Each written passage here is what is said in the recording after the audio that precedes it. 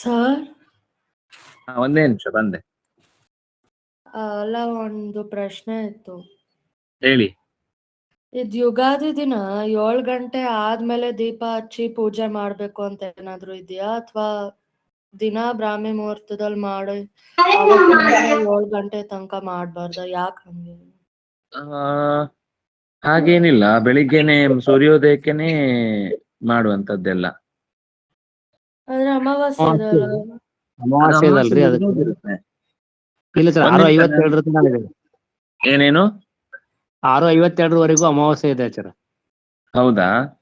ಅಂದ್ರೆ ಸೂರ್ಯೋದಯ ಆಗುವಾಗ ಮುಗ್ದೋಗಿರಲ್ವಾ? ಇಲ್ಲ ಸರ್, ಅಮಾವಾಸ್ಯೆನೇ ಇದೆ. ಇಲ್ಲ. ಸರಿ, ನನ್ಗೆ ಟೈಮ್ ಎಷ್ಟಿದೆ ಅಂತ ನೋಡ್ಬೇಕು. ಅದೇ, ಹಾಗಿದ್ರೆ ಅಲ್ಲಿ ತನಕ ಅಭ್ಯಂಗ ಸ್ನಾನ ಇರುದಿಲ್ಲ. ಅಭ್ಯಂಗ ಸ್ನಾನ ಮಾಡ್ಲಿಕ್ಕೆ ಆಗುದಿಲ್ಲ ಅಂತ. ಅದೇ ನಾನ್ ಕೇಳ್ತಾ ಇದ್ ಹೆಂಗ್ ಲೆಕ್ಕ? ಯಾವಾಗ್ಲೂ 4:15ಗೆ ಟೈಮ್ ಹೇಳ್ತಾರಲ್ವಾ ಸ್ನಾನದ್ದು? ಅದು ಹೇಳುದು ಸೂರ್ಯೋದಯಕ್ಕಿಂತ ಮುಂಚೆ ಆ ತಿಥಿ ಬಂದಿದ್ರೆ ಮಾತ್ರ. ಇದು ಸೂರ್ಯೋದಯಕ್ಕೆ ವರ್ಷದ ಮೊದಲನೇ ದಿನನೇ ಸರಿಯಾಗಿ ಮಾಡ್ಲಿಕ್ಕೆ ಆಗ್ಲಿಲ್ಲ ಅಂದ್ರೆ ಇಡೀ ವರ್ಷ ಮಾಡ್ಲಿಕ್ಕೆ ಆಗ್ಲಿಲ್ಲ ಯಾಕೆ? ಅದು ಟೈಮ್ ಯಾವಾಗ ಶುರು ಆಗುತ್ತೋ ಅವತ್ತಿಂದ ಆಗದಿಂದ ಮಾಡ್ತಾ ಇದ್ದೇವಲ್ಲ. ಸೊ ಇವಾಗ 7 ಗಂಟೆ ತನಕ ಮಾಡ್ಬಾರ್ದ ಹಂಗಿದ್ರೆ? 6:52. ಅದೇ ಅದಾದ್ಮೇಲೆ ಸ್ನಾನ ಮಾಡ್ಬೇಕಾ? ಹೌದು.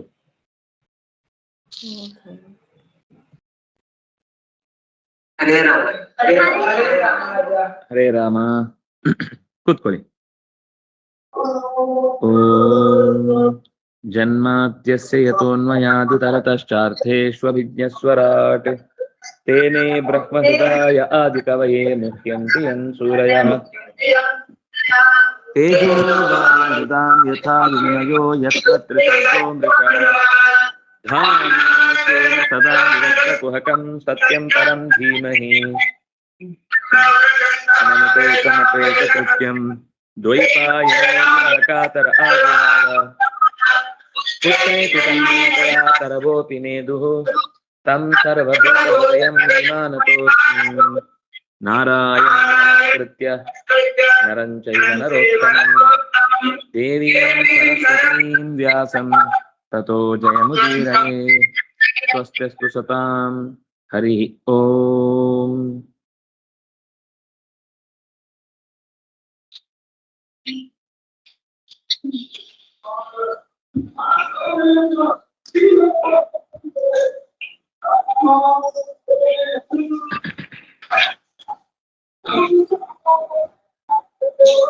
ಅಜಗರ ವೃತ್ತಿಯ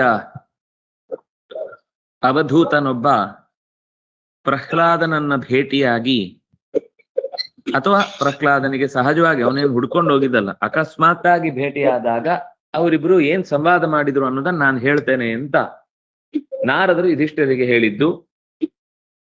ಅದನ್ನೇ ಪರೀಕ್ಷಿತ್ ರಾಜನಿಗೆ ಶುಕಾಚಾರ್ಯ ಹೇಳಿದ್ದು. ಅದನ್ನೇ ಶೌನಕರಿಗೆ ಸೂತ ಪುರಾಣಿಕರು ಹೇಳಿದ್ದು. ಅದನ್ನೇ ಈಗ ನಾನು ನಿಮ್ಗೆ ಹೇಳ್ತಾ ಇದ್ದೇನೆ. ಈ ಅಂಶದ ವಿವರಣೆಗಳು ತುಂಬಾ ಚೆನ್ನಾಗಿ ನಮ್ಮ ಬದುಕಿನ ಬಗ್ಗೆ ಪ್ರಶ್ನೆಗಳನ್ನು ಮಾಡಿಕೊಳ್ತಾ, ಮನುಷ್ಯ ಜನ್ಮ ಅಂತ ಬಂದ್ಮೇಲೆ, ಈ ಸಂಸಾರ ಅಂತ ಕಟ್ಟಿಕೊಂಡ್ಮೇಲೆ ಅದು ಸುಖವೋ ದುಃಖವೋ ಏನೋ ಒಂದನ್ನ ಅನುಭವಿಸ್ತಾನೆ ಇರ್ಬೇಕು. ನಾವು ಸುಖ ಅಂತ ಅನ್ಕೊಂಡದ್ದು ಕೂಡ ದುಃಖವೇ ಆಗಿರುತ್ತೆ. ಹೀಗೆ ನಾನು ಯಾರು ಈ ಸಂಸಾರದ ಚಟುವಟಿಕೆಯಲ್ಲಿ ಬಿದ್ದಿದ್ದಾರೆ, ಅವ್ರು ಯಾವಾಗ್ಲೂ ಸುಖ ಬರಬೇಕು ಅಂತ ಕರ್ಮ ಮಾಡ್ತಿರ್ತಾರೆ, ಒಂದೋ ದುಃಖ ಪರಿಹಾರ ಆಗ್ಲಿ ಅಂತ ಕರ್ಮ ಮಾಡ್ತಿರ್ತಾರೆ. ಸುಖವಾಗಿ ಒಂದು ವ್ಯವಸ್ಥಿತವಾಗಿ ನನ್ನ ಆತ್ಮದ ಸಂತೋಷಕ್ಕಾಗಿ ಮಾಡ್ತಾ ಇದ್ದೇನೆ ಅಂತ ಇರುವುದು ಬಹಳ ಕಮ್ಮಿ. ಅದಕ್ಕೋಸ್ಕರ ನಾನು ಆ ಜಂಜಾಟವನ್ನೇ ಬಿಟ್ಟುಬಿಟ್ಟಿದ್ದೇನೆ. ಕರ್ಮ ಮಾಡುವುದು ಅಂತ ಅನ್ನುವುದೇ ಮತ್ತೆ ಸುಖವನ್ನ ಕಳ್ಕೊಳ್ಳುವುದಕ್ಕೆ ಕಾರಣವಾಗುವಂತಹ ಅನರ್ಥಗಳನ್ನ ತಂದುಕೊಳ್ಳುವಂತಹ ದಾರಿ ಅನ್ನೋದಕ್ಕೆ ನಾನು ಬಿಟ್ಟುಬಿಟ್ಟಿದ್ದೇನೆ. ಯಾಕೆಂದ್ರೆ ಸುಖ ಅನ್ನೋದು ಆತ್ಮಸ್ವರೂಪ. ಕಾಮ್ಯ ಕರ್ಮಗಳನ್ನು ಬಿಟ್ಟಾಗಲೇ, ಸರ್ವ ಪ್ರೇರಕನಾದ ಭಗವಂತನಲ್ಲಿ ಮನಸ್ಸು ನೆಟ್ಟಾಗಲೇ ನಮ್ಮ ಒಳಗಿನ ಇರುವ ಸಹಜವಾದ ನಮ್ಮ ಸ್ವರೂಪಭೂತವಾದ ಸುಖ ನಮಗೆ ಸಿಗುತ್ತೆ. ಯಾಕೆಂದ್ರೆ ಮನಸ್ಸಿನಿಂದ ಏನೆಲ್ಲ ವಿಷಯ ಭೋಗಗಳನ್ನ ನಾವು ಅನುಭವಿಸ್ತೇವೆ, ಅದು ಲೌಕಿಕ ಸುಖ ಅಂತ ನಾವೇನ್ ಅನ್ಕೊಳ್ತೇವೆ, ಅದು ಬಹಳ ಆನಂದ ಕೊಡುತ್ತೆ, ತತ್ಕಾಲದಲ್ಲಿ ಬಹಳ ಪ್ರಶಸ್ತ ಅಂತ ಅನ್ನಿಸ್ತಾ ಇರುತ್ತೆ. ಆದ್ರೆ ವಿಮರ್ಶೆ ಮಾಡಿದ್ರೆ ನೋಡಿದ್ರೆ ಗೊತ್ತಾಗುತ್ತೆ, ಅದು ಮತ್ತೆ ಮತ್ತೆ ದುಃಖವನ್ನೇ ಕೊಡುವಂತದ್ದು ಹೊರತು ನಮಗೆ ಆತ್ಮಭೂತವಾದ ಆನಂದವನ್ನು ಕೊಡುವಂತದ್ದಲ್ಲ. ಹೀಗೆ ಆತ್ಮಹಿತವನ್ನ ಬಿಟ್ಟು ಅಪ್ರಶಸ್ತವಾದಂತಹ ಕರ್ಮದ ದಾರಿಯಲ್ಲಿ ಸಾಗಿ ನಾನಾ ಬಗೆಯ ಘೋರವಾದ ಸಂಸಾರವನ್ನ ತಂದುಕೊಳ್ಳುವುದರ ಬದಲು ಎಲ್ಲವನ್ನು ಬಿಟ್ಟು ಕೇವಲ ಭಗವಂತನ ಪ್ರೀತಿಗಾಗಿ ಬದುಕುವುದಷ್ಟೇ ನನ್ನ ಹಿತ ಅಂತ ಭಾವಿಸಿ ನಾನು ಈ ಕರ್ಮಗಳನ್ನೆಲ್ಲ ಬಿಟ್ಟಿದ್ದೇನೆ. ಮುಖ್ಯವಾಗಿ ಕರ್ಮ ಅಂತಂದಾಗ ಗೃಹಸ್ಥ ಧರ್ಮಕ್ಕೆ ಹೆಚ್ಚು ಕರ್ಮಗಳ ವ್ಯವಸ್ಥೆ ಇರುವುದು. ಹಾಗಾಗಿ ಅವನು ತನ್ನ ಅವಧೂತಚರ್ಯೆಗೆ ಕಾರಣವಾದಂತಹ ಪ್ರವೃತ್ತಿಯನ್ನ ಹೇಳ್ತಾ ಇದ್ದಾನೆ. ಈ ಜೊಂಡು, ಪಾಚಿ, ಬೇರೆ ಬೇರೆ ತರದ ಮೇಲಿನ ಕಸಗಳಿಂದ ಮುಚ್ಚಿ ಹೋದಂತಹ ನೀರು ಅವನಿಗೆ ಕಾಣಿಸುವುದೇ ಇಲ್ಲ ದಡ್ಡನಿಗೆ. ಅದಕ್ಕೋಸ್ಕರ ಎಲ್ಲೋ ಹೋಗಿ ಬಾವಿ ತೋಡಿ ಊಟ ಮಾಡಿ ನೀರು ಪಡೆಯುವ ಹಾಗೆ ಸಂಸಾರದ ಸುಖವನ್ನ ಅದು ಮುಚ್ಚಿದ ಪಾಚಿಯಿಂದ ಮುಚ್ಚಿದ ನೀರಿದ್ದ ಹಾಗೆ ತನ್ನೊಳಗೆ ಸುಖ ಇರುತ್ತೆ, ಅದನ್ನ ಬಿಟ್ಟು ವಿಷಯದಲ್ಲಿರುವ ಸುಖವನ್ನು ಹುಡುಕ್ತಾ ಹೋಗ್ತಾನೆ. ಅದರಲ್ಲಿ ವಸ್ತುತಃ ದುಃಖವೇ ತುಂಬಿರುತ್ತೆ. ಅಕಸ್ಮಾತ್ ಬಿದ್ದು ಹೋದ್ರೆ ಒಳಗೆ ಕೆಸರೇ ಇರುತ್ತೆ, ಮತ್ತೆ ಏಳ್ಲಿಕ್ಕೆ ಆಗುದಿಲ್ಲ. ಆದ್ರೂ ಆ ಸುಖವೇ ಪ್ರಧಾನ ಅಂತ ಭಾವಿಸಿ ಅದರ ಬೆನ್ನ ಹಿಂದೆ ಬೀಳ್ತಿರ್ತಾನೆ. ಇನ್ನು ದೈವ ಕೊಟ್ಟಂತಹ ಈ ಶರೀರ, ಇಂದ್ರಿಯ ಇತ್ಯಾದಿಗಳನ್ನೆಲ್ಲ ಸ್ವಾರ್ಥಕ್ಕೋಸ್ಕರ ಬಳಸಿಕೊಂಡು, ಅಂದ್ರೆ ತಾತ್ಕಾಲಿಕ ಸೌಖ್ಯಕ್ಕಾಗಿಯೇ ಪ್ರಯತ್ನಿಸ್ತಾ ದುಃಖ ಪರಿಹಾರವನ್ನೇ ಸಾಧಿಸ್ಬೇಕು ಅಂತ ಬಯಸುವವನು ಸಾಧನೆಯಲ್ಲಿ ಮಾತ್ರ ಅಸ್ವತಂತ್ರವಾಗಿ ಉಳಿದು ಬಿಡ್ತಾನೆ. ಯಾಕಂದ್ರೆ ಒಂದೋ ದುಃಖ ಪರಿಹಾರದ್ದೇ ಯೋಚನೆ, ಒಂದೋ ಸುಖ ಪಡಿಬೇಕು ಅನ್ನೋ ಯೋಚನೆ ಸಾಧನೆಯಲ್ಲಿ ಬಂತು. ಸಾಧನೆ ಯಾವಾಗ ಬರುತ್ತೆ ಅಂತಂದ್ರೆ ನಾವು ಪರಮಾತ್ಮನನ್ನೇ ಪ್ರಧಾನವಾಗಿ ಭಾವಿಸಿ ಅವನು ಕೊಟ್ಟ ಹಾಗೆ ಜಗತ್ತಿನ ಉಳಿದ ಎಲ್ಲ ಜೀವನದ ಧರ್ಮಗಳು ಬರ್ತಾ ಹೋಗುತ್ತೆ ಅಂತ ಭಾವಿಸಿದ್ರೆ ಮಾತ್ರ ಅವನ ಸಾಧನೆಯಲ್ಲಿ ಪ್ರಧಾನವಾದ ಕಣ್ಣಿರುತ್ತೆ. ಆದ್ರೆ ಯಾರಿಗೆ ಇದೆಲ್ಲ ಮುಗ್ದ ಮೇಲೆ ನಾನು ಆತ್ಮ ಸಾಧನೆಗೆ ಹೊರಡ್ತೇನೆ, ಇದೊಂದು ಸಮಸ್ಯೆ ಪರಿಹಾರ ಆಗ್ಬೇಕು, ಆಮೇಲೆ ಆತ್ಮ ಸಾಧನೆ ಮಾಡುದು, ಇದೊಂದು ಮನೆ ಕಟ್ಟಬೇಕು, ಆಮೇಲೆ ಆತ್ಮ ಸಾಧನೆ ಮಾಡುದು, ಇದೊಂದು ಮದುವೆ ಆಗಿ ಮಕ್ಕಳಾಗಿ ಮೊಮ್ಮಕ್ಕಳಾಗಿ ಅವುಗಳಿಗೂ ಮತ್ತೆ ತೊಟ್ಲ ಹಾಕಿ ಅವುಗಳಿಗೆ ಉಪನಯನ ಆಗಿ ಅಥವಾ ಅವುಗಳಿಗೆ ಮದುವೆ ಆಗಿ ಅವುಗಳಿಗೆ ಮತ್ತೆ ಮರಿ ಮಗ ಆದ್ರೆ ಏನು ಕಬ್ಬಿಣದ ಪಾತ್ರೆಯಲ್ಲಿ ಎಳ್ಳೆಣ್ಣೆ ನೋಡುವ ಒಂದೇನೋ 5 ತಲೆಮಾರಿದ್ದು ನೋಡ್ಬೇಕು, ಅದೊಂದು ನೋಡಿ ಸಾಯ್ಬೇಕು, ಅದೊಂದು ನೋಡಿ ಸಾಧನೆಗೆ ಹೋಗ್ಬೇಕು ಅಂತ ಆಸೆ ಅಂತ ಮುಗಿಯುವುದೇ ಇಲ್ಲ. ಈ ಸಾಧನೆಯ ಆಲೋಚನೆಗಳು ನಾಳೆಗೆ ತಳ್ಳಲ್ಪಡ್ತಾವೆ ಹೊರತು ಪ್ರಯತ್ನ ಪೂರ್ವಕವಾಗಿ ಯಾರು ಅದನ್ನು ಮಾಡ್ಲಿಕ್ಕೆ ಹೋಗುದನ್ನ ನೋಡ್ಲೇ ಇಲ್ಲ. ವಿಮರ್ಶೆ ಮಾಡಿ ನೋಡಿದಾಗ ಅದನ್ನ ದೂರಕ್ಕೆ ಆದ್ರೆ ಅದು ಹೇಗಿರ್ಬೇಕು ಅಂದ್ರೆ ವಿಮರ್ಶೆಯಿಂದ ಬಂದ ವೈರಾಗ್ಯ ಆಗಿರ್ಬೇಕು. ಅದರ ಮೇಲೆ ಬೇಜಾರಾಗಿ ಅಥವಾ ತನಗದು ಸಿಗ್ಲಿಲ್ಲ ಅನ್ನುವ ಕಾರಣಕ್ಕೆ ಅಥವಾ ಯಾವುದು ಈ ದ್ರಾಕ್ಷಿ ಹುಳಿ ಅಂತ ನರಿ ಹೇಳಿದ ಹಾಗೆ ಚೆನ್ನಾಗಿದ್ರು ಕೂಡ ಅದು ಹುಳಿ ಅಂತ ಅನ್ಕೊಂಡು ಬಿಡುವಂತಹ ದುಸ್ಥಿತಿ ಬಂದಾಗ ಮನಸ್ಸಿನಲ್ಲಿ ಮತ್ತೊಂದು ದಿವಸ ಚೆನ್ನಾಗಿತ್ತೋ ಏನು, ಬೇರೆಯವರೆಲ್ಲ ತಿನ್ನುವಾಗ ಅಷ್ಟು ಮುಖದಲ್ಲಿ ಒಂಚೂರು ಹುಳಿ ಹಿಂಡ್ದಂಗ್ ಮಾಡ್ತಿಲ್ಲ, ನಾನೇ ಏನೋ ಮಿಸ್ ಮಾಡ್ಕೊಂಡು ಅದನ್ನ ಕಳ್ಕೊಂಡೆ ಅಂತ ಅನ್ಸುತ್ತೆ ಅಂತೆಲ್ಲ ಅನ್ನಿಸ್ಲಿಕ್ಕೆ ಶುರುವಾದ್ರೆ ಆ ವೈರಾಗ್ಯ ಎಲ್ಲ ಗುಜರಿ ಬೀಳುತ್ತೆ, ಎಲ್ಲ ಲಬ್ಬಸಾಗಿ ನಷ್ಟವಾಗಿ ಹೋಗುತ್ತೆ. ಮತ್ತೆ ಯಥಾ ಪ್ರಕಾರ ಕೆಟ್ಟ ಸುಖದ ಕಡೆಗೆ ಮನಸ್ಸು ಹಾದು ಹೋಗುತ್ತೆ. ಹೀಗೆ ಮನುಷ್ಯ ಆಧ್ಯಾತ್ಮಿಕ, ಆದಿದೈವಿಕ, ಆದಿಭೌತಿಕ ಅನ್ನುವ 3 ಬಗೆಯ ದುಃಖಗಳ ಪ್ರವಾಹದಲ್ಲಿ ಕೊಚ್ಚಿಕೊಂಡು ಹೋಗ್ತಾನೇ ಇರ್ತಾನೆ. ಏನೇ ಆಗ್ಲಿ ಸಾವು ನಿಶ್ಚಿತ. ಈಗ ಎಷ್ಟು ಪ್ರಯತ್ನ ಪಟ್ಟರೂ ಕೂಡ, ಕಷ್ಟಪಟ್ಟು ಐಹಿಕ ಬಯಕೆಗಳನ್ನ ಪಡೆದ್ರೂ ಕೂಡ ಅದೇನು ಶಾಶ್ವತ ಅಲ್ಲ, ಮತ್ತದು ನಷ್ಟವಾಗುತ್ತೆ. ತಿಂದೆವು, ಬಹಳ ಖುಷಿ ಆಯ್ತು, 3 ಗಂಟೆ ಮಾತ್ರ, ಮತ್ತೆ ಯಥಾ ಪ್ರಕಾರ ಹಸಿವು, ಮತ್ತೆ ಯಥಾ ಪ್ರಕಾರ ಹೋರಾಟ, ಮತ್ತೆ ಯಥಾ ಪ್ರಕಾರ ಕಾದಾಟ, ಮತ್ತೆ ಯಥಾ ಪ್ರಕಾರ ಶತ್ರುತ್ವ. ಅದ್ಯಾರೋ ಅವನು ಬೇಕು ಅಂತ ಅದೇ ಆಹಾರವನ್ನು ಬಯಸಿರ್ತಾನೆ, ನಾವು ಅದನ್ನೇ ಕಿತ್ಕೊಳ್ತೇವೆ, ಅವನಿಂದ ಮತ್ತೆ ಬಿಗುಮಾನ, ಕರ್ಮ, ಇದೆಲ್ಲ ದುಃಖದಿಂದ ಕೂಡಿರುವ ಈ ವಸ್ತುಗಳು 3 ಕಾಲದಲ್ಲಿಯೂ ದುಃಖಕ್ಕೆ ಕಾರಣ ಆಗುದು ಹೊರತು ಒಂದು ಕಾಲದಲ್ಲಿ ಆದ್ರೂ ಅದು ಪರಿಪೂರ್ಣವಾಗಿ ಸುಖಕ್ಕೆ ಕಾರಣವಾಯಿತು ಅಂತ ಒಂದಿಲ್ಲ. ಅದಾಗ ಅಂತಹ ವಸ್ತುಗಳಿಂದ ಏನ್ ಮಾಡ್ಬೇಕು ಅಂತ ಪ್ರಶ್ನೆಯನ್ನ ಕೇಳ್ತಾ, ಇಂದ್ರಿಯಗಳಿಗೆ ಯಾರು ದಾಸ್ಯಕ್ಕೆ ಬೀಳ್ತಾನೋ ಅವನ ಬದುಕಂತೂ ಕಷ್ಟ. ನಾವು ನಿನ್ನೆ ನೋಡಿದ್ವಿ ಶ್ರೀಮಂತರ ಕಷ್ಟ ಏನು, ಅವರಿಗೆ ನಿದ್ರೆ ಬರಲ್ಲ, ಎಲ್ಲರ ಮೇಲೂ ಸಂದೇಹ, ಪ್ರಾಣಕ್ಕೆ ಸಮ ಅನ್ನುವ ಹಾಗೆ ಹಣವನ್ನ ನೋಡ್ತಾ ಇರ್ತಾರೆ, ಪ್ರಾಣಕ್ಕೆ ಸಮ ಅನ್ನುವ ಹಾಗೆ ಮನೆಯನ್ನು ನೋಡ್ತಿರ್ತಾರೆ, ಪ್ರಾಣಕ್ಕೆ ಸಮ ಅನ್ನುವ ಹಾಗೆ ಬಂಗಾರದ ಯಾವುದೋ ವಸ್ತು ಒಂದು ಸಣ್ಣ ಮಿಸ್ರಿಯೋ ಏನೋ ಕಳೆದು ಹೋಯ್ತು ಅಂದ್ರೆ ಮನೆಯೆಲ್ಲ ಚಲಾಪಿಲಿ ಮಾಡಿಬಿಡ್ತಾರೆ, ಎಲ್ಲರ ನೆಮ್ಮದಿ ಕೆಡಿಸ್ಬಿಡ್ತಾರೆ. ಅದರಿಂದಾಗಿ ದುಡ್ಡೇ ಜೀವ, ಮನೆಯೇ ಜೀವ, ಆಸ್ತಿಯೇ ಜೀವ ಅಥವಾ ಸಂಪತ್ತೇ ಜೀವ ಅಂತ ಭಾವಿಸಿದವನು ತಾನು ನೆಮ್ಮದಿಯಿಂದ ಇರಲ್ಲ, ತನ್ನ ಸುತ್ತದಿಂದ ಇರುವವರಿಗೂ ಕೂಡ ನೆಮ್ಮದಿಯಿಂದ ಇರ್ಲಿಕ್ಕೆ ಬಿಡಲ್ಲ. ಯಾವಾಗ್ಲೂ ಅವನಿಗೆ ಒಂದು ಕಾಟ, ರಾಜರೋ, ಕಳ್ಳಕಾಕರೋ, ಶತ್ರುಗಳೋ, ಮಿತ್ರರೋ, ಬಾಂಧವರೋ, ಪಶುಗಳೋ, ಪಕ್ಷಿಗಳೋ, ಎಲ್ಲಿಂದಾದ್ರೂ ಜೋಪಾನವಾಗಿ ಭದ್ರಪಡಿಸಿದ ವಸ್ತು ಇದೆಯೋ ಇಲ್ಲೋ ಅಂತ ಆಗಾಗ ಹೋಗಿ ನೋಡ್ಕೊಂಡು ಬರ್ಬೇಕು ಅವನಿಗೆ. ಯಾರಾದ್ರೂ ಕೀ ತೆಗೆದು ಬಿಟ್ರೆ, ಯಾರಾದ್ರೂ ಕೋಣೆ ಹತ್ರ ಬಾಗಿಲು ತೆಕ್ಕೊಂಡು ಸುಮ್ನೆ ಅವ್ರಿಗೆ ಗೊತ್ತೇ ಇಲ್ಲ ಅವ್ರಿಗೆ ಅಲ್ಲೊಂದು ತಿಜೋರಿ ಇದೆ. ಅದೇನಪ್ಪ ಚೆನ್ನಾಗಿದೆ ರೂಮ್ ಮನೆ, ನಿಮ್ಮ ಮನೆಯಲ್ಲಿ ರೆಡ್ ಆಕ್ಸೈಡ್ ಹಾಕಿದಾರ, ತುಂಬಾ ಚೆನ್ನಾಗಿದೆ. ಅವನಿಗೆ ರೆಡ್ ಆಕ್ಸೈಡ್ ತಲೆಗೆ ಹೋಗುದಲ್ಲಿ ಯಾಕ ಎಲ್ಲಾ ಕಡೆಯಿಂದ ಬಿಟ್ಟು ಅಲ್ಲಿಗೆ ಬಂದು ಆ ರೂಮನ್ನು ನೋಡ್ತಿದ್ದಾನೆ ಮಾತ್ರ ತಲೆ ಉಳಿಯತ್ತೆ. ಈ ಬಚ್ಚಿಟ್ಟ ವಸ್ತುಗಳನ್ನ ಇನ್ಯಾರೋ ನೋಡಿ ಬಿಡ್ತಾರೆ ಅನ್ನೋ ಭಯದಿಂದಲೇ ಅವನ ಬದುಕು ಪ್ರಾಣ ಹೋಗುವ ಹಾಗೆ ಆಗುತ್ತೆ. ಹಾಗಾಗಿ ಯಾರು ಬದುಕಿನಲ್ಲಿ ಸಂಪತ್ತಿನ ಮೇಲೆ ತುಂಬಾ ಆಸೆ ಇಟ್ಕೊಂಡಿರ್ತಾರೆ ಅವರು ನಿರಂತರ ದುಃಖದಲ್ಲಿರ್ತಾರೆ, ಆ ಮೋಹದ ಬಲೆಯಲ್ಲಿ ಸಿಕ್ಕಾಕೊಂಡಿರ್ತಾರೆ. ಭಯ ಅನ್ನೋದವರು ಬೆನ್ನ ಹಿಂದೆ ಕಟ್ಟಿಕೊಂಡು ಓಡಾಡ್ತಿರ್ತಾರೆ. ಸಿಟ್ಟು ಮೂಗಿನ ತುದಿಯಲ್ಲಿರುತ್ತೆ. ಆಸೆಗಳು ಎದೆ ತುಂಬಾ ತುಂಬಿ ಅದೇ ತುಳುಕ್ತಾ ಇರುತ್ತೆ. ದೌರ್ಬಲ್ಯ ಅವನದ್ದೇ ಸಹಜ ಸ್ವರೂಪ ಆಗಿರುತ್ತೆ. ಶ್ರಮ ಅಂತೂ ದೇಹವನ್ನ ಆಯಾಸದಿಂದ ಎಲ್ಲೆಲ್ಲೋ ಬೀಳುವಂತೆ ಮಾಡ್ತಾ ಇರುತ್ತೆ. ಇದು ಸಂಪತ್ತಿನ ಬೆನ್ನ ಹಿಂದೆ ಬಿದ್ದವನ ಬದುಕಿನ ಕಷ್ಟ. ನಾನಾ ಸಂಪತ್ತಿನ ಬೆನ್ನ ಹಿಂದೆ ಯಾಕೆ ಬೀಳ್ಬೇಕು ಅಂತ ಅದನ್ನ ಬಿಟ್ಟೇ ಬಿಟ್ಟಿದ್ದೆ. ಮುಂದೆ ಈ ಜೇನುನೊಣ ಮತ್ತೆ ಹೆಬ್ಬಾವು ನಮಗೊಂದು ಈ ವಿಷಯದಲ್ಲಿ ದೊಡ್ಡ ಗುರು ಅಂತ ಈ ಮುಂದಿನ ಪದ್ಯದಲ್ಲಿ ಹೇಳ್ತಾ ಇದ್ದಾರೆ. ಮಧುಕಾರ ಮಹಾಸರ್ಪವು ಲೋಕೇಸ್ಮಿನ್ನೋ ಗುರುತ್ತಮೌ ವೈರಾಗ್ಯ ಪರಿತೋಷಂಚ ಪ್ರಾಪ್ತಾಯ ವಯಂ. ಈ ಜೇನುನೊಣ ಮಧುಕಾರ, ಮಧುಪ, ಮಧುಕಾರ, ಮಧುಕರ ಎಲ್ಲವೂ ಅದಕ್ಕೆ ಇರುವಂತಹ ಶಬ್ದ. ಮಹಾಸರ್ಪ ಅಂದ್ರೆ ಹೆಬ್ಬಾವು. ಇವೆರಡು ನಮಗೆ ಜೀವನದಲ್ಲಿ ಉತ್ತಮ ಗುರು. ಅವುಗಳು ತೋರಿಸುವ ಆದರ್ಶದ ಜೀವನದಿಂದ ನಮ್ಮ ಬದುಕು ಕೂಡ ಸುಖವಾಗಿರುತ್ತೆ. ಅಂದ್ರೆ ಇದ್ದದ್ರಲ್ಲಿ ವೈರಾಗ್ಯವನ್ನ ಪಡಿಬೇಕು ಅಂತ ಅನ್ನೋದನ್ನ ಅದರಿಂದ ನೋಡಿ ನಂಗೆ ಕಲೀಲಿಕ್ಕೆ ಸಾಧ್ಯ ಆಯಿತು. ಯಾಕೆಂದ್ರೆ ಜೇನುನೊಣದಿಂದ ವಿರಾಗ ಸರ್ವಕಾಮೇಭ್ಯ ಶಿಕ್ಷಿತೋ ಮೇ ಮಧುವ್ರತಂ ಮಧುವ್ರತಾತ್ ಕೃಚ್ಛ್ರಾಪ್ತಂ ಮಧುರತ್ವಿತ್ತಂ ಅಪ್ರಾಪ್ಯನ್ಯೋ ಹರೇಪತಿಂ. ಈ ಜೇನುನೊಣ ನನಗೆ ಐಹಿಕ ಕಾಮನೆಗಳಿಂದ ದೂರ ಇರು ಅನ್ನುವ ಪಾಠವನ್ನು ಕೊಟ್ಟದ್ದದೇ. ಸುಮಾರು ದಿನಕ್ಕೆ ಒಂದು 25, 30, 40 ಕಿಲೋಮೀಟರ್ ದೂರದ ತನಕ ಜೇನು ಹೂವನ್ನ ಅರಸಿಕೊಂಡು ಹೋಗಿ ಮಧುವನ್ನ ಸಂಪಾದನೆ ಮಾಡಿ ತಂದು ಗೂಡಲ್ಲಿ ಸಂಗ್ರಹ ಮಾಡುತ್ತೆ. ಸುಮಾರು 20-25 ಕಿಲೋಮೀಟರ್ ವ್ಯಾಪ್ತಿಯಲ್ಲಿ ತಿರುಗಾಡುತ್ತೆ, ಅಷ್ಟು ದೂರಕ್ಕೆ ಹೋಗುತ್ತೆ. ಅಂದ್ರೆ ಅಷ್ಟು ಮಾಡ್ಬೇಕು. ಇಲ್ಲಾಂದ್ರೆ ಈ ಪೇಟೆಯಲ್ಲಿ ಒಂದು ಜೇನುಗೂಡು ಕಟ್ಟಬೇಕು ಅಂದ್ರೆ ಒಂದೇ ಒಂದು ಗಿಡ ಇಲ್ಲ, ಎಲ್ಲಿಂದ ಹೂ ಬರ್ಬೇಕು, ಎಲ್ಲಿಂದ ಮಧು ತರಬೇಕು?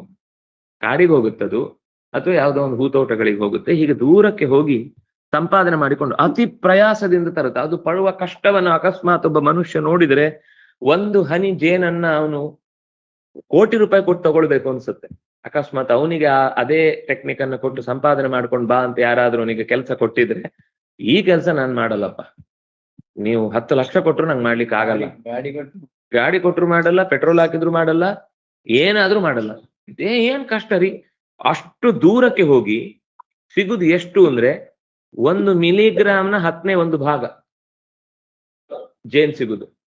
ಅಂತದ್ದು 10ರಿಂದ ಸಂಪಾದನೆ ಮಾಡಿದ್ರೆ 1/2 ಮಿಲಿಗ್ರಾಮು 1 ಮಿಲಿಗ್ರಾಮು ಆಗುತ್ತೆ. ಅದನ್ನು ಮತ್ತೆ ಎಲ್ಲೆಲ್ಲಿಂದಲೋ ಹೊತ್ಕೊಂಡು ಬರ್ಬೇಕು. ಅಷ್ಟು ದೂರದಿಂದ ತಗೊಂಡ್ ಬಂದು ಗೂಡಲ್ಲಿ ಇಡ್ಬೇಕು, ಮತ್ ವಾಪಸ್ ಅಷ್ಟು ದೂರಕ್ಕೆ ಹೋಗ್ಬೇಕು, ಹೋಗಿ ಮತ್ತೆ ಸಂಪಾದನೆ ಮಾಡ್ಕೊಂಡು. ಅತಿ ಪ್ರಯಾಸ ಅಂದ್ರೆ ಕೃಚ್ಛ್ರಾಪ್ತಂ. ಎಷ್ಟು ಕಷ್ಟ ಅಂದ್ರೆ ದೇವರು ಯೋಚನೆ ಮಾಡಿ ಆ ಜೀವಿಗೆ ಆ ಕಷ್ಟವನ್ನ ಕಷ್ಟ ಅಂತ ಅನ್ನಿಸದ ಹಾಗೆ ಮಾಡಿದ್ರಿಂದ ಅದು ನಮಗೆ ಇವತ್ತು ಜೇನು ಅನ್ನೋ ಪದಾರ್ಥವನ್ನ ಕೊಡ್ಲಿಕ್ಕೆ ಉಪಯೋಗಕ್ಕೆ ಬರ್ತಾ ಇದೆ. ಇಲ್ಲ ಅಂದ್ರೆ ನಾವು ಜೇನು ಅನ್ನೋ ಪದಾರ್ಥವನ್ನ ತಿನ್ಲಿಕ್ಕೆ ಸಾಧ್ಯ ಇರ್ಲಿಲ್ಲ, ಕುಡುಕ್ಲಿಕ್ಕೆ ಸಾಧ್ಯ ಇರಲಿಲ್ಲ. ನಾವಂತೂ ಬೆಲ್ಲದ ರಸವನ್ನೇ ಜೇನು ಅಂತ ಕುಡಿಬೇಕಿತ್ತು ಅಷ್ಟು, ಅಂತದೊಂದು ಪದಾರ್ಥದ ಪರಿಚಯ ಆಗಿದ್ರೆ. ಇವತ್ತು ಹಾಗೆ ಎಷ್ಟೋ ಸಲ ಜೇನು ಶುದ್ಧವಾದ ಜೇನು ಅಂತ ಕೊಡ್ತಾರೆ, ಬೆಲ್ಲದ ಪಾಕವೇ ಅದಕ್ಕಿಂತ ಚೆನ್ನಾಗಿರುತ್ತೆ, ಅದು ಸಪ್ಪೆ ಇರುತ್ತೆ ಕೆಲವು. ಅಂದ್ರೆ ಇದು ಅತಿ ಪ್ರಯಾಸದಿಂದ ಸಂಪಾದಿಸಿ ಕೂಡಿಟ್ಟ ಜೇನನ್ನ ಒಬ್ಬ ಇದ್ದಕ್ಕಿದ್ದಾಗೆ ಅಮಾವಾಸ್ಯೆ ದಿವಸ ಬಂದ, ಕೊಳ್ಳಿ ತಂದ, ಒಂದು ಕಂಬಳಿಯನ್ನ ಹೊತ್ಕೊಂಡ, ಅದರ ಅಡಿಗೆ ಹಿಡಿದು ಓಡಿಸಿದ. 6-8 ತಿಂಗಳುಗಳ ಕಾಲ ಕಷ್ಟಪಟ್ಟು ಸಂಪಾದಿಸಿದ್ದನ್ನ 6-10 ನಿಮಿಷಗಳಲ್ಲಿ ಕಟ್ಕೊಂಡು ಹೊರಟೋಗ್ಬಿಡ್ತಾನೆ. ಇದನ್ನ ನೋಡಿ ಕೊನೆಗೇನು ಅಂದ್ರೆ ಆ ಜೇನಿನ ಹಣವನ್ನ, ಜೇನಿನಂತೆ ಒಬ್ಬ ಮನುಷ್ಯ ಕಷ್ಟಪಟ್ಟು ಹಣವನ್ನು ಸಂಪಾದನೆ ಮಾಡುತ್ತಾನೆ. ಇನ್ನೊಬ್ಬ ಯಾರು ಒಂದೋ ಅವನ ಮಗನೇ ಇರ್ತಾನೆ, ಅಪ್ಪನನ್ನೇ ಹೊಡೆದು ಸಂಪಾದನೆ ತಗೊಂಡು ಹೋಗ್ತಾನೆ. ಇಲ್ಲ ಅವನ ಅಣ್ಣ ತಮ್ಮಂದಿರು ಇರ್ತಾರೆ, ಇಲ್ಲ ಅವನ ಬಂಧುಗಳೇ ಇರ್ತಾರೆ, ಕೊನೆಗೆ ಯಾರಿಲ್ಲ ಅವ್ನ ಕೆಲಸದವ್ರು ಇರ್ತಾರೆ, ಅದು ಇಲ್ಲದೆ ಊರವ್ರು ಯಾರು ಇರ್ತಾರೆ, ಕಳ್ಳ ಕಾಕರು. ಒಟ್ಟಂತೂ ಅವನು ಬೆವರು ಪೈಗೆ ಲೆಕ್ಕ ಇಟ್ಟಿರ್ತಾನೆ. ಇವತ್ತಿಷ್ಟು ಸಂಪಾದನೆ ಆಯ್ತು, ಇಷ್ಟೇ ಖರ್ಚಾಗ್ಬೇಕು, ಇದಕ್ಕಿಂತ ಜಾಸ್ತಿ ಖರ್ಚಾಗ್ಬಾರ್ದು, ಇಷ್ಟೇ ಕೂಡಿಡ್ಬೇಕು, ಇದನ್ನೇ ಕೂಡಿಡ್ಬೇಕು, ಇಷ್ಟೇ ಕ್ರಮದಲ್ಲಿ ಕೂಡಿಡ್ಬೇಕು. ನಮ್ಗೆ ಇವತ್ತು ಗಂಜಿಯೇ ಊಟ ಆದ್ರೂ ತೊಂದ್ರೆ ಇಲ್ಲ, ನಾಳೆಗೆ ಕಷ್ಟ ಆಗತ್ತೆ, ಖರ್ಚು ಮಾಡಬಾರ್ದು ಅಂತ ಸಂಗ್ರಹ ಮಾಡಿ ಮಾಡಿ ಮಾಡಿ ಮಾಡಿ ಮಾಡಿ ಇಟ್ಟ ಹಣವನ್ನ ಅನ್ಯ ಹತ್ವಾ ಪತಿಂ ಹರೇತ್, ಪತಿಂ ಹತ್ವಾ ಅನ್ಯ ಹರೇತ್, ಅದರ ನಿಜವಾದ ಕಷ್ಟಪಟ್ಟ ಒಡೆಯನನ್ನ ಕೊಂದು ಇನ್ನೊಬ್ಬ ಮಾಲೀಕ ಅಥವಾ ಕೊಲ್ಲುದಲ್ಲದೆ ಇದ್ರೂ ಕೂಡ ಅವನ ಕೈಯಿಂದ ಗೊತ್ತಾಗದಂತೆ ಟೊಪ್ಪಿಟ್ಟು ಬ್ಯಾಂಕಲ್ಲಿ ಇರುತ್ತೆ, OTP ಹೇಳಿ ಅಂತಾನೆ, ಹೇಳ್ತಾನೆ, ಅವನು ಸುಲಭವಾಗಿ ತಗೊಂಡೋಗ್ಬಿಡ್ತಾನೆ. ಒಂದು ನಿಮಿಷವೂ ಇಲ್ಲ. ಕಾಸು ಕುಂಬಾರ ವರುಷ, ದೊಣ್ಣೆಗೆ ಸೆಕೆಂಡ್. ಒಂದು OTP ಬಂದು ಆಚೆ ಈಚೆ ಆಯ್ತು ಅಂದ್ರೆ, ಫೋನ್ ಹ್ಯಾಕ್ ಆಯ್ತು ಅಂದ್ರೆ ಎಲ್ಲ ತಗೊಂಡೋಗ್ಬಿಟ್ಟಿರ್ತಾರೆ. ಇವ್ರು ಕಾದದ್ದೇ ಬಂತು. ಏನು ಕಷ್ಟಪಟ್ಟು ಬ್ಯಾಂಕಿಗೆ ಹೋಗ್ತಾನೆ, ಹಾಗೆ ಹೋಗ್ತಾನೆ, ಹೀಗೆ ಹೋಗ್ತಾನೆ, ಯಾರ ಹತ್ರ ಕೇಳಿದ್ರು ಬ್ಯಾಂಕ್ ಅವ್ರು ನಮ್ಗೆ ಗೊತ್ತಿಲ್ಲ, ನೀವ್ ಯಾಕೆ OTP ಅನ್ನ ಅವರಿಗೆಲ್ಲ ಕೊಟ್ರಿ?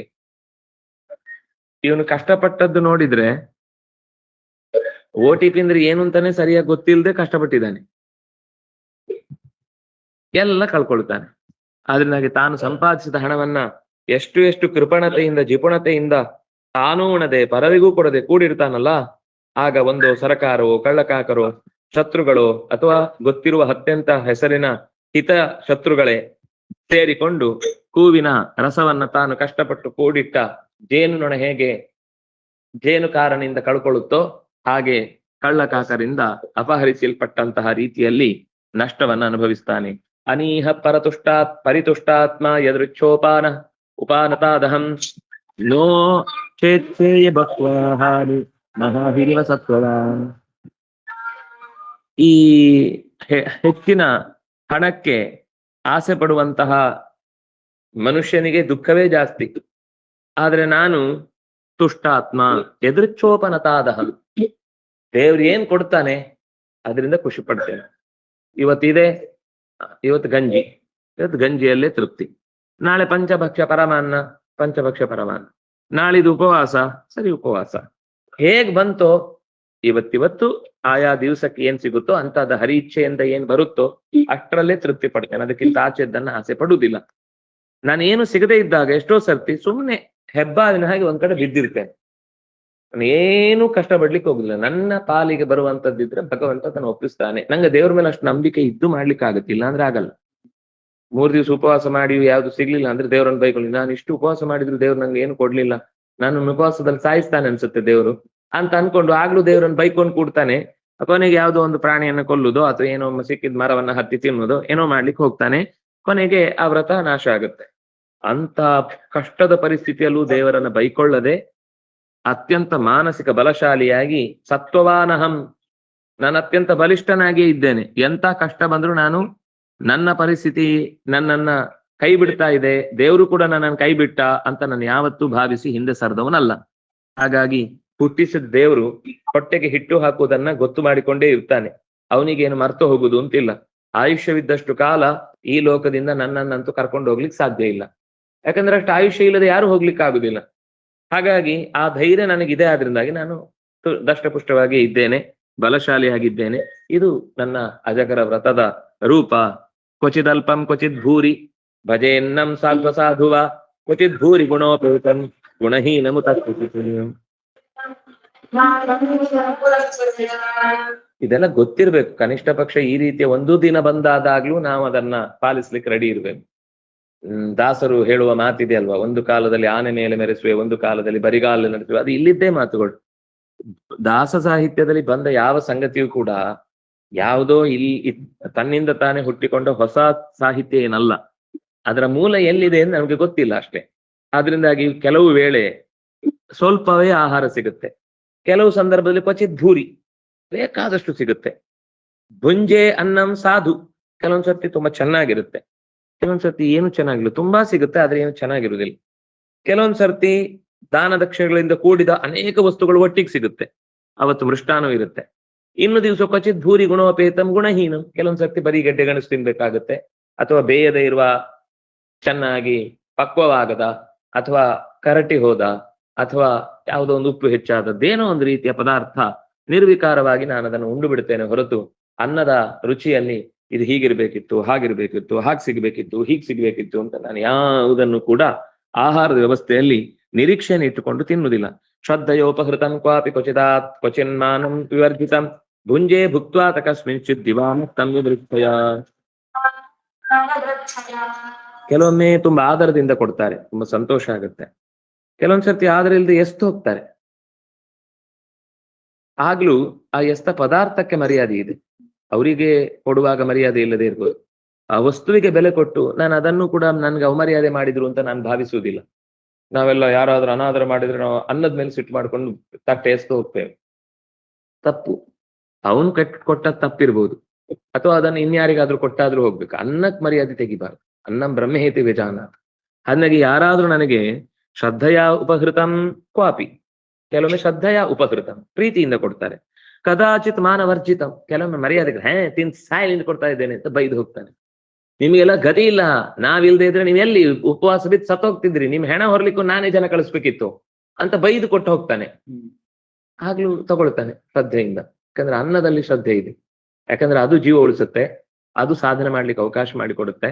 ಅವನಿಗೇನೋ ಬೈಗುಳದಿಂದ ಕೊಟ್ಟರೆ ತೃಪ್ತಿ ಆಗುತ್ತೆ ಅಂದ್ರೆ ನಾನು ವಾಪಸ್ ಬೈದ್ರೆ ನಾಳೆ ಅದು ನನಗೆ ಗತಿ ಇರುವುದಿಲ್ಲ. ಮತ್ತೆ ಅದಕ್ಕೆ ಅನ್ನಕ್ಕೆ ಮರ್ಯಾದೆ ಕೊಡ್ಬೇಕು. ಹರಿ ಇಚ್ಛೆಯಿಂದ ಇವತ್ತು ಬೈದೇ ಕೊಡ್ಬೇಕಾದನ್ನು ತಿನ್ಬೇಕು ಅಂತ ನನಗೆ ಏನೋ ಹಣೆಯಲ್ಲಿ ಬರೆದಿದೆ. ಯಾವುದೋ ಹಿಂದೆ ನಾನು ಬೈದು ಕೊಟ್ಟಿದ್ದೆ, ಇವತ್ತು ನನ್ನನ್ನು ಬೈದು ಕೊಡ್ತಾ ಇದ್ದಾನೆ ಅಂತ ನಾನು ಭಗವಂತನ ಇಚ್ಛೆಯಿಂದಲೇನೆ ಎದೃಚ್ಛಾ ತದೃಚ್ಛಾ ಸ್ಯಾತ್ ಅಂತ ಆಚಾರ್ಯರ ಮಾತು. ತದೃಚ್ಛ ಅಂದ್ರೆ ಅವನ ಇಚ್ಛೆ, ಭಗವಂತನ ಇಚ್ಛೆಯಂತೆ ನಾನು ಕೆಲವೊಮ್ಮೆ ಹಗಲ್ನಲ್ಲಿ ಸಿಗುತ್ತಿತ್ತು, ಕೆಲವೊಮ್ಮೆ ರಾತ್ರಿ ಸಿಗ್ತಿತ್ತು. ಇದೀ ಹಗಲು ಸಿಗುದಿಲ್ಲ, ರಾತ್ರಿ ಎಲ್ಲೋ ಸಿಗುತ್ತೆ, ಅವಾಗ ರಾತ್ರಿ ಊಟ ಮಾಡ್ಬೇಕು. ನಾನು ರಾತ್ರಿ ಊಟ ಮಾಡಲ್ಲ ಅಂತ ವ್ರತ ತೊಟ್ಟುಕೊಂಡ್ರೆ ಅವತ್ತು ಉಪವಾಸ ಇರ್ಬೇಕು, ಮರು ದಿವಸ ಅದು ಹಳಸಿ ಹೋಗಿರುತ್ತೆ. ಯಾವಾಗ ರುಚಿ ಇರುತ್ತೋ ಆವಾಗ ತಿಂದು ಮುಗಿಸ್ಬೇಕು. ಹಾಗಾಗಿ ನಾನು ನಿಯಮ ಇನ್ ಕೆಲವೊಂದ್ಸರ್ತಿ ಈ ಮಾತುಗಳಿಂದಲೇ ನನಗೆ ಎಷ್ಟೋ ಸಲ ಅನ್ಸುದು, ಏನೇನೋ ನಿಯಮ ಮಾಡ್ಕೊಂಡು ಇಷ್ಟೇ ತಿನ್ಬೇಕು, ಹೀಗೆ ತಿನ್ಬೇಕು, ಇದೇ ಹೊತ್ತಿಗೆ ತಿನ್ಬೇಕು, ಟೈಮ್ ಟೇಬಲ್ ಎಲ್ಲ ಬೇಕು ಅನ್ನೋದು ಸತ್ಯ. ಹಸಿದಾಗ ಅನ್ನೋದು ಟೈಮ್ ಟೇಬಲ್. ಹಸಿವಿಲ್ಲದೆ ಇದ್ರೆ ಟೈಮ್ ಟೇಬಲ್ ಇಲ್ಲ. ನಾವು ಹಸಿವಿಲ್ಲದೆ ಇದ್ರು ಆ ಟೈಮಲ್ಲಿ ತಿನ್ಬೇಕು ಅಂತ ತಿನ್ನುವುದುಂಟಲ್ಲ, ಅದು ದೇಹಕ್ಕೆ ಅನಾರೋಗ್ಯಕಾರಿ. ಅದು ನಮ್ಗೆ ದೇಹಕ್ಕೆ ಯಾವಾಗ ಏನ್ ಬೇಕು ಅಂತ ಗೊತ್ತಾಗುತ್ತೆ, ಆ ಟೈಮಿಗೆ ಅದನ್ನು ತಿನ್ಬೇಕು. ಈಗ ಏಕಾದಶಿ ಬಿಟ್ಟು ಉಳಿದ ದಿವಸಗಳಲ್ಲಿ ಹಸಿವಾದಾಗ ಚೆನ್ನಾಗಿ ತಿನ್ಬೇಕು. ಒಂದ್ ದಿವಸ ಎಲ್ಲೋ ಒಂದು 10 ನಿಮಿಷ ತಡ ಆಯ್ತು, ನನ್ನ ಇವತ್ತು ಮದ್ದು ತಿಂದು ಹಾಳಾಗೋಯ್ತು, ಆ ಟೈಮ್ ತಿಂದು ಹೋಯ್ತು, ಏನೋ ಅನಾರೋಗ್ಯ ಆಗತ್ತೆ ಅನ್ಕೊಂಡೆ ಅನಾರೋಗ್ಯ ಬರುತ್ತೆ. ವಸ್ತುತಃ ಏನೂ ಆಗಲ್ಲ. ದೇಹಕ್ಕೆ ತನ್ನ ಹೊರಗಿನ ವ್ಯವಸ್ಥೆಯಲ್ಲಿ ಏನಾದ್ರೂ ಹೆಚ್ಚು ಕಮ್ಮಿ ಆದ್ರೆ ಅದನ್ನು ಸಹಿಸ್ಕೊಳ್ಳಿಕ್ ಗೊತ್ತಿದೆ, ಅದನ್ನು ವ್ಯವಸ್ಥಿತವಾಗಿ ರೂಪಿಸ್ಕೊಳ್ಳಿಕ್ಕೆ ಅದು ಗೊತ್ತಿದೆ. ಅದನ್ನು ನಾವು ಹಾಳು ಮಾಡಿ ಆಮೇಲೆ ಒಂದು ದಿವಸ ಕೊಡದೇ ಇದ್ದಾಗ ಅದೇನೋ ಆರೋ ವಾಟರ್ ಅಂತ ಕುಡಿದು ಒಂದ್ ದಿವಸ ತಪ್ಪಿ ಯಾವ್ದು ಬಾವಿ ನೀರು ಕುಡ್ದ ಅಂದ್ರೆ ಸತ್ತೇ ಹೋಗ್ತಾನೆ. ಯಾಕೆಂದ್ರೆ ಅದರಲ್ಲಿರುವ ಮಿನರಲ್ ಅವನಿಗೆ ವಿಷ, ಅವನಿಗೆ ಆ ವಿಷವೇ ತಡ್ಕೊಳಿಕ್ಕಾಗಲ್ಲ. ಆದ್ರೆ ಅದು ವಿಷ ಅಲ್ಲ, ಅದು ನಿಜವಾಗಿ ಮಿನರಲ್ ದೇಹಕ್ಕೆ ಬೇಕು. ಆದ್ರೆ ಅವನು ಮಿನರಲ್ ಅನ್ನ ಏನೋ ತಯಾರು ಮಾಡಿದ ನೀರನ್ನು ಕುಡಿದು ಆ ದಿವಸ ಅವನು ಗಂಟ್ಲು ಹಿಡಿದು ಬಿಡುತ್ತೆ, ಮೂಗು ಹಿಡಿದು ಬಿಡುತ್ತೆ, ತಲೆ ಹಿಡಿದು ಬಿಡುತ್ತೆ, ಹೊಟ್ಟೆ ಹಿಡಿದು ಬಿಡುತ್ತೆ, ಅನಾರೋಗ್ಯ. ಅಯ್ಯೋ ಇವತ್ತು ನಿನ್ನೆ ನಂಗೆ ಯಾರೋ ಈ ಮಾತು ಹೇಳಿದ್ದನ್ನು ಹೇಳಿದ್ದು, ಯಾವ್ದು ಬಾವಿ ನೀರು ಕುಡಿದು ನನ್ನ ಹೊಟ್ಟೆ ಹಾಳಾಯ್ತು. ಎಲ್ರು ಬದುಕಿದ್ದಾರೆ 100 ಜನ, ಈ ಒಂದು ಒಬ್ಬನದ್ದೇ ಹೊಟ್ಟೆ ಹಾಳಾಗ್ಲಿಕ್ಕಿರುವುದು. ಯಾವ ನಿಯಮದಿಂದ ದೇಹಕ್ಕೆ ತನ್ನಿಂದ ತಾನೇ ಒಂದಿಷ್ಟನ್ನ ಸರಿ ಮಾಡ್ಕೊಳ್ಳಿಕ್ ಬರುತ್ತೆ, ನಾವು ಹೊರಗಿನಿಂದನೇ ಎಲ್ಲ ಸರಿ ಮಾಡಿ ಕೊಡ್ತೇವೆ ಅಂತ ಅನ್ನೋದು ಒಂದು ಮತ್ತೆ ಮೂರ್ಖತನ.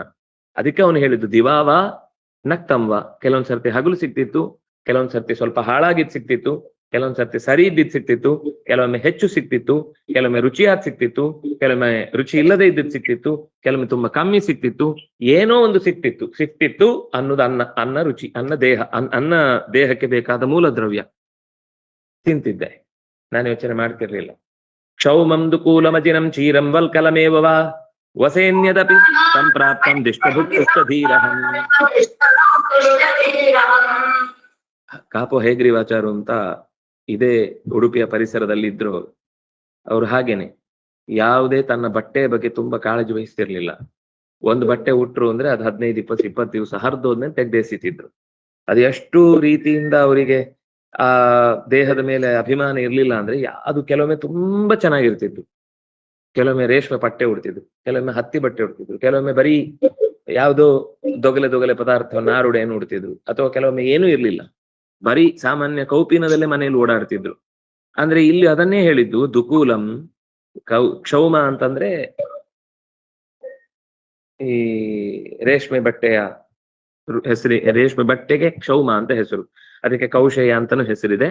ಕೆಲವೊಂದ್ಸರ್ತಿ ಈ ಋಷಿಗಳೆಲ್ಲ ಅಜಿನ ಅಂದ್ರೆ ತೊಗಲಿನ ಬಟ್ಟೆ, ಕೆಲವೊಂದ್ಸರ್ತಿ ಚೀರ ಅಂದ್ರೆ ಇದು ಯಾವುದು ನಾರುಮಡಿ. ವಲ್ಕಲ ಅಂತಂದ್ರೆ ಮರದ ತೊಗಟೆಯಿಂದ ಮಾಡಿರುವಂಥದ್ದು, ತೊಗಟೆಯನ್ನ ಬಡಿದು ಮಾಡಿರುವಂಥದ್ದು. ಇನ್ನು ಕೆಲವೊಂದ್ಸರ್ತಿ ಇನ್ನೇದಾದ್ರೂ ಮರದ ಎಲೆಯೋ ಅಥವಾ ಇನ್ನೇನ್ ಸಿಗುತ್ತೋ ಮುಚ್ಕೊಳ್ಳಿಕ್ ಮಾನ ಅದನ್ನೇ ಉಡ್ತೇನೆ. ನಾನು ಇಂಥದ್ದೇ ಉಡ್ಬೇಕು ಅಂತ ಯಾವ್ದೋ ನಿಯಮ ಮಾಡ್ಕೊಂಡಿಲ್ಲ. ನಮ್ಗೆಲ್ಲ ಕೆಲವು ನಿಯಮ ಇರುತ್ತೆ, ಇಂಥದ್ದೇ ಉಡ್ಬೇಕು. ನಂದು ಈಗ ಈ ಕೆಲವು ಜೋಳಿಗೆ ಹಾಕೊಂಡ್ರೇನೆ ಬುದ್ಧಿಜೀವಿ, ದೊಡ್ಡ ಹಣೆ ಬಿಂದಿಗೆ ಹಾಕೊಂಡು ಓಡಾಡಿದ್ರೆ ಅವರು ಬಹಳ ಏನು ಸಮಾಜ ಸುಧಾರಕರು ಅಂತ, ಹೀಗೆ ಏನೇನೋ ಕೆಲವೆಲ್ಲ ಅಭ್ಯಾಸಗಳನ್ನ ನಾವು ನೋಡ್ತೇವೆ. ಅವ್ರು ಅದೇ ತರ ಯಾವಾಗ್ಲೂ ಇರ್ತಾರೆ. ಅದೇನು ದಪ್ಪ ದಪ್ಪ ಸರ, ದಪ್ಪ ದಪ್ಪ ಪಟ್ಟಿ, ದಪ್ಪ ದಪ್ಪ ಕೈಯಲ್ಲಿ ದಂಡ, ಇದಿದ್ರನೇ ವ್ಯಕ್ತಿಯವರು. ಅವ್ರು ಅದು ಇಲ್ಲೋದೇ ಇದ್ರು ಅವ್ರನ್ನ ನೋಡ್ಲಿಕ್ಕೆ ಆಗಲ್ಲ. ಕೆಲವರೆಲ್ಲ ಮೇಕಪ್ ತೆಗೆದ್ರೆ ಭೂತದ ತರ ಇರ್ತಾರೆ, ಭೂತವೇ ಅದಕ್ಕಿಂತ ಚೆನ್ನಾಗಿರುತ್ತೆ, ಅದಕ್ಕೊಂದು ಮರ್ಯಾದೆ ಇರುತ್ತೆ. ಅದು ಯಾವತ್ತು ಅನ್ಯಾಯ ಮಾಡಲ್ಲ, ತಾನು ಹೇಗಿದ್ದೀನೋ ಹಾಗೆ ನ್ಯಾಯವಾಗಿ ಬದುಕ್ತಾ ಇರುತ್ತೆ, ಪ್ರಾಮಾಣಿಕವಾಗಿ ಕಾಣಿಸ್ತಿರುತ್ತೆ. ಆದ್ರೆ ಭಗವಂತ ಕೊಟ್ಟದ್ದನ್ನ ಹೇಗೆ ಕೊಡ್ತಾನೋ ಹಾಗೆ ಅನುಭವಿಸಿ ತೃಪ್ತಿಯಿಂದ ಇರ್ಬೇಕು ಅಂತ ಅನ್ನೋದಕ್ಕೋಸ್ಕರ ದಿಷ್ಟಭುಕ್ ತುಷ್ಟಧೀರ, ತುಂಬಾ ಚಂದದ ಮಾತು. ದಿಷ್ಟಭುಕ್ ತುಷ್ಟಧೀರ, ದಿಷ್ಟ ಏನ್ ಕೊಡ್ತೋ ಅದನ್ನ ತಿಂದು ತುಷ್ಟಧೀ, ದುಷ್ಟ ಬುದ್ಧಿಯವನಾಗಿ ಇದ್ದೇನೆ ನಾನು. ಇದು ನಮ್ಮ ವ್ರತ. ದಿಷ್ಟಭುಕ್ ತುಷ್ಟಧೀರಹಂ, ನಾನು ದಿಷ್ಟಭುಕ್ಕಾಗಿ ತುಷ್ಟಧೀಯಾಗಿ ಬದುಕ್ತಾ ಇದ್ದೇನೆ.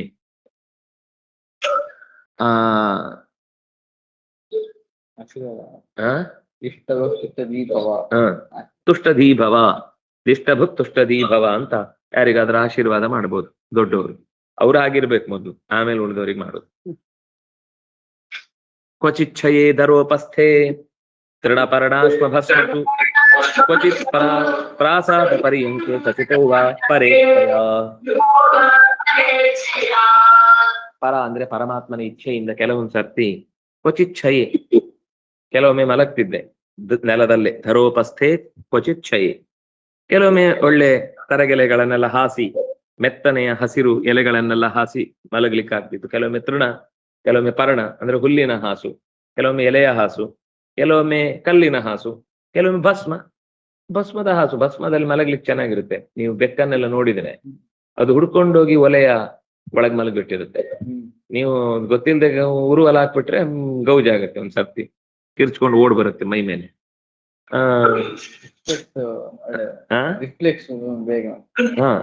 ಅಂದ್ರೆ ಭಸ್ಮ ಬೆಚ್ಚಗಿರುತ್ತೆ ಚಳಿಯ ಜಾಗಕ್ಕೆಲ್ಲ. ಅದಕ್ಕೆ ಈ ನಾಗಾ ಸಾಧುಗಳೆಲ್ಲ ಮೈಗೆಲ್ಲ ಭಸ್ಮ ಹಾಕೊಳ್ಳೋದು ಯಾಕೆ ಅಂದ್ರೆ ಅವರು ಹಿಮಾಲಯದ ಶೀತ ಪ್ರದೇಶಗಳಲ್ಲಿ ಇರ್ತಾರೆ. ಅವರ ದೇಹಕ್ಕೆ ಟೆಂಪರೇಚರ್ ಅನ್ನ ಸಾಧಿಸ್ಲಿಕ್ಕೆ ಭಸ್ಮ ತುಂಬಾ ಉಪಕಾರಿ. ಹಾಗಾಗಿ ಮೈಗೆಲ್ಲ ಭಸ್ಮ ಹಚ್ಚಿಕೊಂಡು ಅಥವಾ ಭಸ್ಮದಲ್ಲೇ ಹಾಸಿ ಅದರಲ್ಲೇ ಮಲಗ್ತಾ ಇರ್ತಾರೆ ಅವರು. ಆದ್ರೆ ನಾನು ಹಾಗೆ ಕೆಲವೊಂದ್ ಸರ್ತಿ ಭಸ್ಮದಲ್ಲೇ ಮಲಗ್ತೇನೆ. ಏನ್ ಸಿಗುದೋ ಅದನ್ನು ಉಡ್ತೇನೆ ಅಂತ ಅನ್ನೋದು ಹೇಗೋ ಹಾಗೆ ಏನ್ ಸಿಗುತ್ತೋ ಅದ್ರಲ್ಲಿ ಮಲಗ್ತೇನೆ. ಕ್ವಚಿತ್ ಪ್ರಾಸಾದ ಪರ್ಯಂಕೆ, ಕೆಲವೊಮ್ಮೆ ಉಪ್ಪರಿಗೆ ಮೇಲಿನ ದಪ್ಪ ಹಾಸಿಗೆಯಲ್ಲಿ ತೂಗು ಉಯ್ಯಾಲೆಯಲ್ಲಿ ತೂಗು ಮಂಚದಲ್ಲಿ ನನ್ನನ್ನು ಮಲಗಿಸಿ ಯಾರೋ ಗೌರವ ಕೊಡ್ತಾರೆ, ಆಗ ಅದ್ರಲ್ಲಿ ಮಲಗಿ ಎಂಜಾಯ್ ಮಾಡ್ತೇನೆ.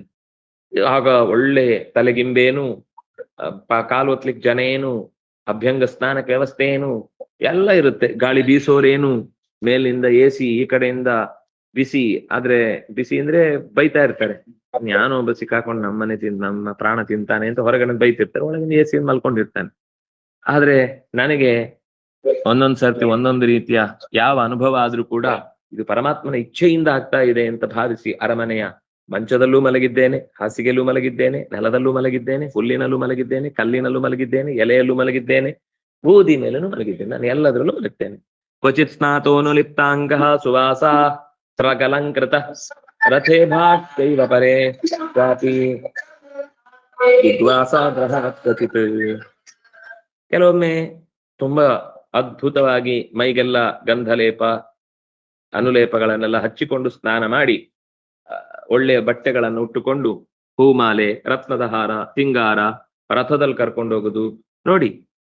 ರಥ ಇಭಾಶ್ವೈಹಿ ಚರೆ, ಒಂದು ಕಾಲದಲ್ಲಿ ಆನೆ ಮೇಲೆ ಮೆರೆಸುವೆ, ಒಂದು ಕಾಲದಲ್ಲಿ ಬರಿಗಾಲಲ್ಲಿ ನಡೆಸುವೆ. ಇಲ್ಲಿದ್ದೇ ಮಾತು. ರಥದಲ್ಲಿ ಕೂಡಿಸ್ಕೊಂಡು ಹೋಗ್ಬೋದು, ಆನೆ ಮೇಲೆ ಕೂಡಿಸ್ಕೊಂಡು ಹೋಗ್ಬೋದು, ಕುದುರೆ ಮೇಲೆ ಸವಾರಿ ಮಾಡಿಸ್ಬೋದು, ಕೆಲವೊಂದ್ ಸರ್ತಿ ಇದ್ಯಾವುದು ಇಲ್ಲದೆ ದಿಗ್ವಾಸಾಹ, ಬಟಾ ಬಯಲು, ದಿಗಂಬರ, ಆಕಾಶವೇ ಬಟ್ಟೆ, ಬೇರೆ ಏನಿಲ್ಲ, ಅದನ್ನೇ ಉಟ್ಟೆ, ಓಡಾಡಿ ನನ್ನ ಬದುಕನ್ನ ಕಟ್ಟಿಕೊಂಡೆ. ಇದನ್ನ ನಂಬಿಕೊಂಡು ಹೀಗೆ ಬದುಕ್ಬೇಕು ಅಂತ ಅನ್ಕೊಂಡವನಾಗಿದ್ರೆ ನಾನು ಇಷ್ಟೊತ್ತಿಗೆ ಕೆಟ್ಟೆ ಅಂತ ಹೇಳ್ಬೇಕಿತ್ತು. ಗ್ರಹವತ್ ಕ್ವಚಿತ್, ಆಕಾಶದಲ್ಲಿ ಗ್ರಹಗಳೆಲ್ಲ ಓಡಾಡುವಾಗ ಅವುಗಳಿಗೆ ಬಟ್ಟೆ ಬರೆ ಬೇಕು ಅಂತ ಯೋಚನೆ ಮಾಡ್ತಾರೆ. ಆಕಾಶದಲ್ಲಿ ಗ್ರಹಗಳು ತನ್ನ ಪಾಡಿಗೆ ತಾನು ಓಡಾಡ್ತಾ ಇರ್ತವೆ. ನಾನು ಒಂದು ಗ್ರಹದ ಹಾಗೆ ಊರು ಸುತ್ತಾ ಇರ್ತೇನೆ. ನನಗೆ ಯಾವುದೇ ರೀತಿಯ ನಿರ್ಧಾರಗಳ ಬಗ್ಗೆ ಯೋಚನೆ ಇಲ್ಲ. ಹೇಗ್ ಸಿಗುತ್ತೋ, ಏನ್ ಸಿಗುತ್ತೋ, ಯಾವಾಗ ಸಿಗುತ್ತೋ, ಎಷ್ಟು ಸಿಗುತ್ತೋ, ಎಲ್ಲಿ ಸಿಗುತ್ತೋ, ಎಂಥದ್ ಸಿಗುತ್ತೋ, ಯಾವ ಹೊತ್ತಿಗೆ ಸಿಗುತ್ತೋ, ಹಾಗಾಗಿ ಅದನ್ನೇ ಅಂಥದ್ದನ್ನೇ ಅದೇ ಕಾಲಕ್ಕೆ ಅದೇ ವಸ್ತುಗಳ ಸ್ವೀಕಾರ ಮಾಡಿ ಅದು ಬಂದಂತೆ ಬದುಕನ್ನ ಸ್ವೀಕಾರ ಮಾಡ್ತಿದ್ದೆ ಅಂತ ಹೇಳ್ತಾನೆ. ಇನ್ನು ಅನೇಕ ಸಂಗತಿಗಳನ್ನ ಅಂದ್ರೆ ಪೂರ್ವಜನ್ಮದ ಸ್ಮರಣೆ ಮಾಡಿಕೊಂಡು ತನ್ನ ಅನೇಕ ಕಥೆಯನ್ನೆಲ್ಲ ಅವನು ನೆನಪಿಸ್ಕೊಳ್ತಾನೆ. ಈಗ ಬೂದಿಯಲ್ಲಿ ಮಲಗಿದ್ದು ಕೂಡ ಅಂದ್ರೆ ಒಂದು ಜನ್ಮದಲ್ಲಿ ನಾಯಿಯಾಗಿ ಅದು ಬೂದಿಯಲ್ಲಿ ಮಲಗುತ್ತೆ, ಇನ್ನೊಂದ್ ಸರ್ತಿ ಒಬ್ಬ ಋಷಿಯಾಗಿ ಕೃಷ್ಣಾಜಿನದಲ್ಲಿ ಮಲಗಿದ್ದಿದೆ, ಒಂದ್ ಸರ್ತಿ ಕ್ಷತ್ರಿಯನಾಗಿ ಪರ್ಯಂಕದಲ್ಲಿ ಮಲಗಿದ್ದು ನೆನಪಾಗುತ್ತೆ, ಒಬ್ಬ ಸೇವಕನಾಗಿ ಹೋಗ್ತಾ ಹೋಗ್ತಾ ರಥದಲ್ಲಿ ಮಲಗುದು, ಕುದುರೆ ಮೇಲೇನೆ ಮಲಗಿದ್ದು, ಆನೆ ಮೇಲೇನೆ ಮಲಗುದು, ಈ ತರ ಎಲ್ಲ ಅನುಭವ ಇರುತ್ತೆ ಅವರವರಿಗೆ. ಅದೆಲ್ಲ ಹಿಂದಿನ ಜನ್ಮದ್ದು ನೆನಪಿಸ್ಕೊಂಡು ಈಗ ಅಥವಾ ಮಗು ಆಗಿದ್ದಾಗ ದಿಗಂಬರ, ಏನು ಮರ್ಯಾದೆ ಏನು ಹೋಗುದಿಲ್ಲ, ಮಗು ಆರಾಮಾಗಿ ಓಡಾಡ್ತಿರುತ್ತೆ. ನಮ್ಗೆ ಒಂಥರ ಆಮೇಲೆ ದೊಡ್ಡದಾದ್ಮೇಲೆ ನಾವೇನೋ ಮಹಾಮಹಿಮರು ಅಂತ ಅನ್ನುವ ಹಾಗೆ ನಮ್ಗೆ ಪ್ರತಿಷ್ಠೆ, ನಾಚಿಕೆ ಇತ್ಯಾದಿಗಳೆಲ್ಲ ಹುಟ್ಟತ್ತೆ.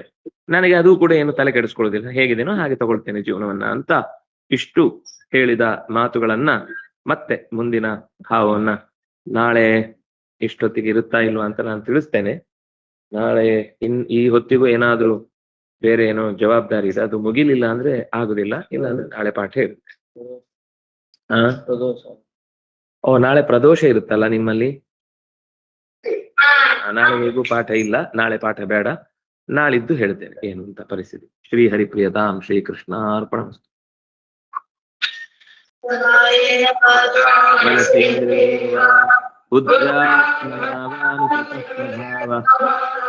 ಕರೋಮಿ ಪರಸ್ಮೈ ನಾರಾಯಣೇತಿ ಸಮರ್ಪಯಾಮಿ. ತಪಸ್ವಿನೋ ದಾನಪರಾಯಣೋ ಮನಸ್ವಿನೋ ಮಂತ್ರವಿದಸ್ಸು ಮಂಗಲಾಃ.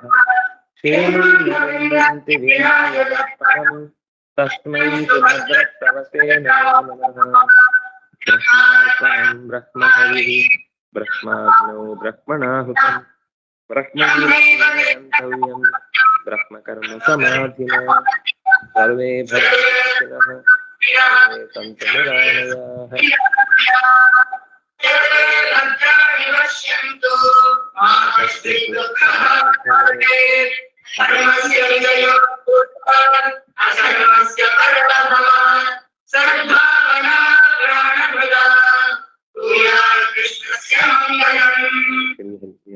ಶ್ರೀ ಕೃಷ್ಣಾರ್ಪಣಮಸ್ತು.